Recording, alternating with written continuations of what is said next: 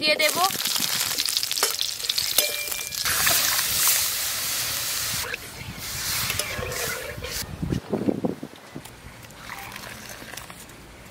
তিনজনে বসে পড়েছি খাওয়ার জন্য। আর অর্জুন অনেকক্ষণ থেকে হুটপাট করছিল, ওকে খুব খিদে পেয়েছে। দেখা যাক কতটা ভাত খায়।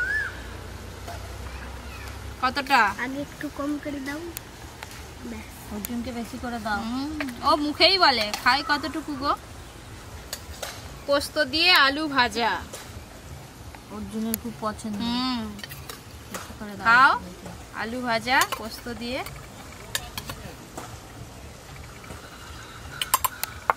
এরপরে মাছের ঝোল। আর এইটাকে খাবে ডাল না, আম দিয়ে টক ডাল। গরমকালে যা লাগে না।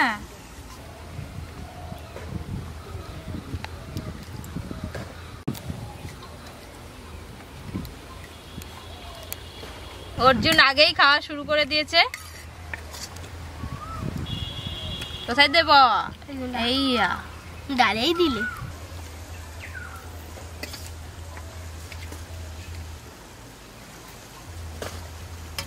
কেউ কিছু নিলে বলবে আমাকে।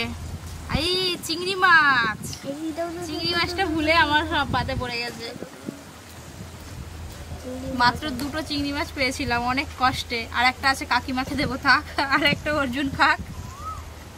চিংড়ি মাছটা হেবি টেস্টি। বলো হেভি টেস্টি। খাও।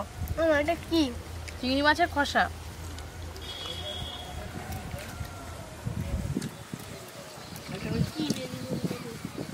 দিদি কেমন হয়েছে বলো? খুব ভালো হয়েছে।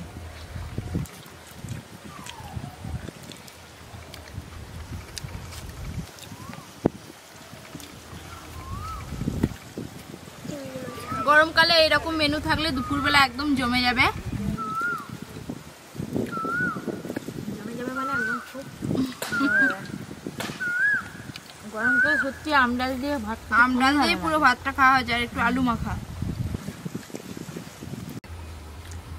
আমি মাছের এই ঝোলটা কাতলা মাছ দিয়ে করেছি। আপনারা যে কোনো পুকুরে টাটকা মাছ দিয়ে করতে পারেন।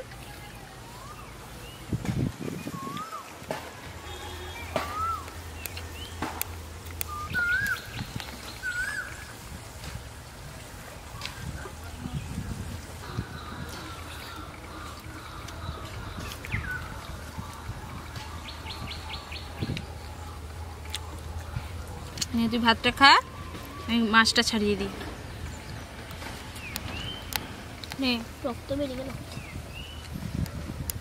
কেমন হয়েছে? কেমন হয়েছে? খুব টেস্টি হয়েছে। ঝোলে আমি পেঁপে দিয়েছি। অনেকেই আবার পেঁপে খেতে পছন্দ করেন না, সেক্ষেত্রে আপনারা শুধু আলু আর ডাঁটা দিয়ে বেগুন দিয়েও করতে পারেন এই ঝোলটা।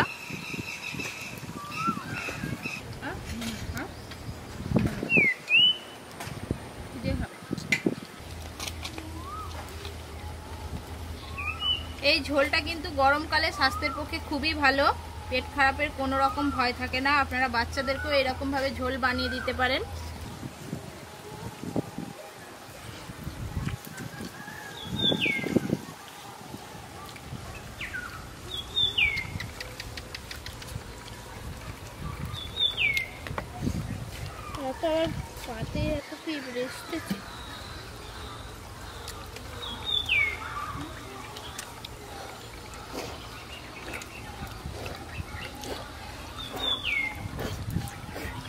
আমি 5 ফোড়ন, শুকনো লঙ্কা, তেজপাতা দিয়ে টক ডালটা বানিয়েছি।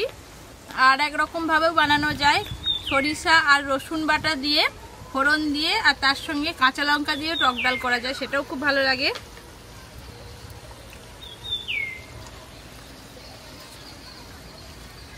আজকে আমাকে এত খিদে পেয়েছিল, আমি সব তাড়াতাড়ি খেয়ে নিলাম। আর দুটো ভাত নাও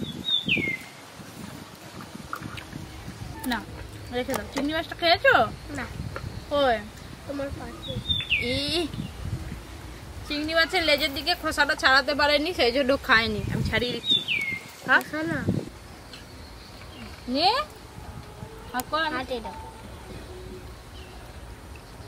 এই গরমে সবাই খুব ভালো থাকবেন, সুস্থ থাকবেন, সাবধানে থাকবেন। আর দিদি ওই দিক দিয়ে হিচকে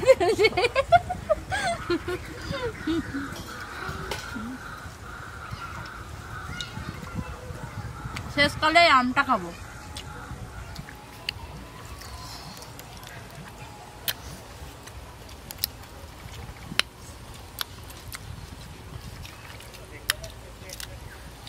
ও দিদি আমটা ভাতে মেখে মেখে খাচ্ছে। আমার এমনি খেতে ভালো লাগে। ভাত দিয়ে মেঘে খেতে আরো ভালো লাগে। তাড়াতাড়ি খাও।